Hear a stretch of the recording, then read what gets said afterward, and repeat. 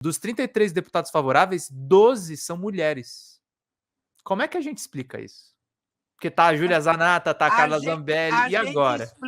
A gente explica porque é uma ideologia. É uma ideologia de poder, entende? Então, até porque é o seguinte, olha, eu vou ser bem sincera, você vai pegar as 12, e se a gente tivesse como dar uma pesquisadinha, sabe? Eu posso estar muito enganada, Helenira, mas ali tem gente que abortou, entende? Com certeza.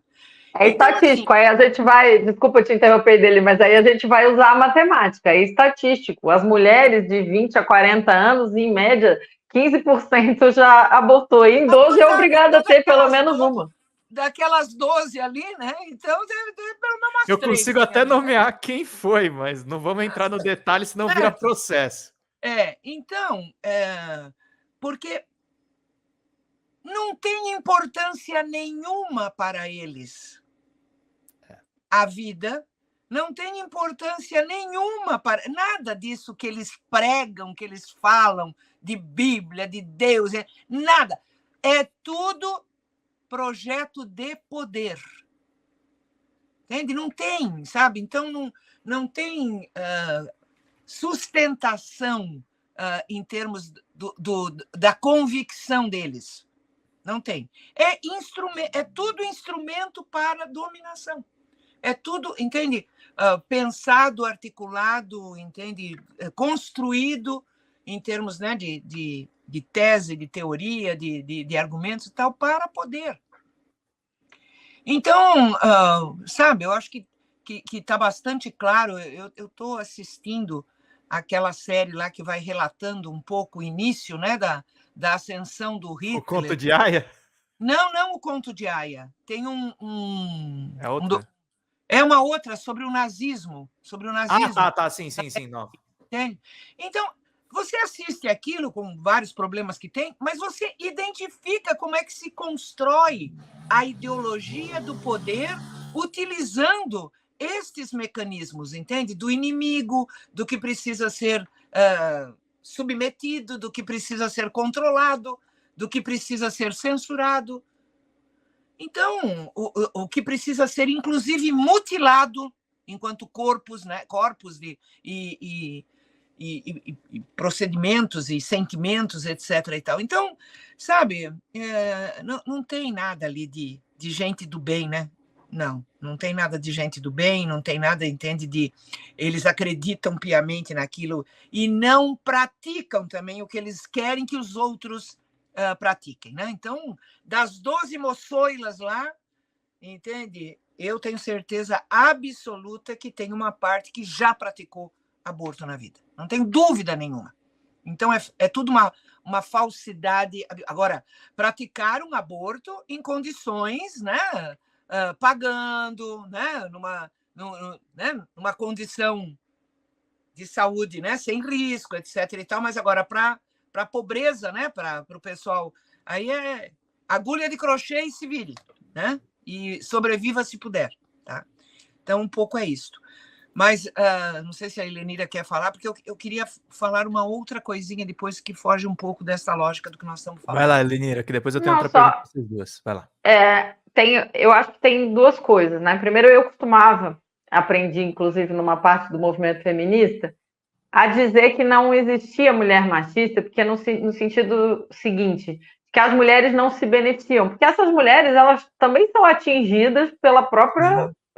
Né, pela tal da cultura do estupro, todas elas são. Helenira, desculpa te interromper, a principal vítima, eu repito isso, e não estou falando que ela é uma coitada, pelo contrário, é uma oportunista política, mas a primeiro alvo do gabinete do ódio do Bolsonaro, quando ele foi nomeado o gabinete do ódio, foi a Joyce Hasselman, que é de direita. Então, exatamente. E aí, mas por outro lado, eu mudei o meu conceito. Por que eu mudei o meu conceito? Porque existem sim algumas mulheres, e essas 12 estão, na sua grande maioria, entre elas, que, na verdade, encontraram isso como um nicho de mercado, que é servir de escada para as pautas que torturam as minhas iguais, digamos assim. Que é aquela famosa frase também de não, né, os opressores não seriam tão fortes se não tivessem cúmplices entre os oprimidos. Né? Claro que oprimidos de uma certa forma, porque elas são mulheres, mas elas são mulheres ricas, brancas, financiadas, bancadas para fazer esse serviço, como os jagunços, assim. Uhum. Existe tanto um processo de, entre aspas, conversão, né? Você querer ser o seu algoz, que é eu não sei se você viu, tem um filme chamado Os Sete Prisioneiros, que é um filme do Rodrigo Santoro, e aí esse processo, né, que é um filme sobre escravidão moderna, e eu não vou dar spoiler, mas esse processo de você tornar o oprimido um opressor. Então, a gente vê isso acontecendo. Só que nesse caso específico, de algumas figuras que a gente tem também, mulheres na Câmara, aqui na Câmara de Vereadores aqui de Florianópolis, na Assembleia Legislativa, né, de Santa Catarina, elas descobriram isso como nicho de mercado. Então, elas são os jagunços, sabe? Tinha o senhor de engenho, o capataz e o escravizado. Em geral, o capataz ele era selecionado entre os próprios escravizados para assumir essa função, e aí ele passa a comer melhor, a dormir melhor, a também poder estuprar as escravas, e assim as escravizadas, e assim ele vai sentindo uma parte de poder, né? E ele lucra com aquilo. Claro que, e aí eu vou falar de uma coisa que aconteceu, né? Quando eu falei que eu tinha, e não vou retomar a fala toda para não ter problema de novo, né? Mas que a gente tinha que se preocupar com a figura da Michelle Bolsonaro, porque ela tem uma capacidade de comunicação, por exemplo, com o público evangélico muito melhor do que a do Bolsonaro. Ela sabe falar aquela língua, digamos assim, e eu não estou só falando daquela língua estranha que de vez em quando ela fala, eu estou falando das técnicas de comunicação que eles usam, da postura, das técnicas de discurso, do léxico. Então, eu coloquei uma vírgula, falei, só não sei, porque o campo é tão misógino que eu não acredito que eles deem essa função para ela, porque a misoginia faz eles não perceberem que ela tinha muito mais chance do que o Tarcísio, por exemplo, na minha leitura. Né? E, de fato, é o que está se confirmando.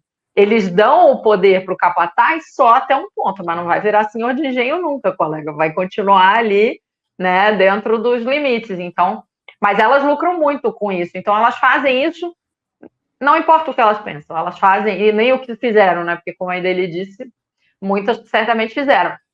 Importa como que eu fortaleço o meu nicho de mercado para conseguir continuar servindo a essa ideologia que me garante aqui um mandato, uma boa votação, um cargo, um dinheiro, então um espaço político e social. Sim. Acho que ele quer falar alguma coisa. Vai lá. Eu acho que já com a fala da Helenira, emenda o que eu quero falar. Vai lá. É porque todas estas pautas de costumes, ditas de costumes identitárias e tal, elas vão ao encontro daquilo que é normalmente senso comum. Né? São questões mais senso comum dentro da sociedade. E, ao fazer isso, ao se prontificar, se colocar à disposição, entende? De fortalecer, bombar, né? Potencializar estas pautas, não é pela convicção, é pelo interesse pelo negócio. Porque Sim. Todas elas rendem nas redes sociais, né? Os likes, que monetiza, que, né, amplia o alcance, etc. Rende em termos dos negócios que eles fazem, como no caso, por exemplo, de armas, né?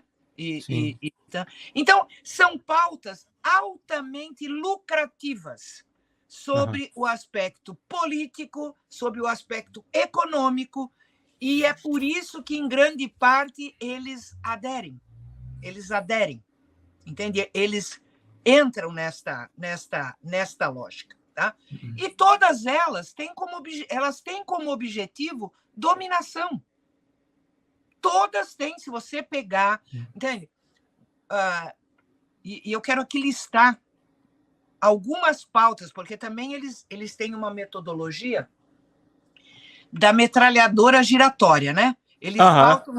É o combo do McDonald's, só que o McDonald's do fascismo, né? Isso, o McDonald's já é meio fascista. Pauta, assim, para deixar a gente tonto, né? Porque a gente não sabe para qual lado, para qual emergência a gente vai correr, né? Sim. Então, vamos pegar algumas pautas que são, inclusive, colocadas como identitária, né?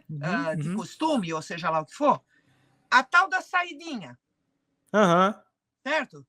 Gente, tem uma coisa que eu fico indignada. A saidinha só é concedida para quem está em regime semiaberto. O cara sai todo dia para trabalhar. Todo dia, entende? Aí ele vai deixar para fugir na saidinha, entendeu? Tá? Então, olha o absurdo. Então, a saidinha, a questão da criminalização da droga, né? Qualquer quantidade de droga, entende? Já criminaliza, coloca como, né? Passível. A questão de liberar a regulamentação das armas e a venda e o porte de armas pelos estados. Aquela coisa de liberar clube de tiro perto de escola, né? Do lado de escola. Aí entra o PL do estupro e tal. São todas pautas para a gente ficar, entende? Tentando barrar. Só que, enquanto a gente também está com tudo isso, aí eles conseguem construir para o Banco Central manter por unanimidade no dia de hoje os juros mais altos do planeta, que este é o estupro coletivo que os rentistas, o mercado financeiro faz neste país. Porque ao ter um juros real acima de 6%, né? Nós estamos canalizando da economia, do orçamento, entende, do esforço do país para esta meia dúzia de banqueiros que a gente tem e que se aproveita disso, né? Então, eles usam muito bem, entende, a pauta que nós não podemos e não devemos deixar de enfrentar, mas eles fazem também como estratégia, para nos ocupar, para nos dividir e para, enquanto isso, a pauta que é do interesse, que é a pauta econômica, entende, ela possa avançar, né? Sem dúvida. Não sei se a Helenira quer falar. Eu tô deixando vocês falar porque tá muito boa as falas. Mas deixa eu fazer uma pergunta, então. Vou problematizar uma coisa. Governo Lula. Eu acho que a Helenira concorda comigo, né? Não, eu também, sobretudo, sobre os juros do Banco Central, que a gente sabe, no final das contas, o objetivo é esse, né, Ideli? Dane-se os pobres, matem as mulheres, matem as crianças, só temos que preservar a família Setúbal, os donos do Bradesco, e é isso. Constrói bunker para multimilionário.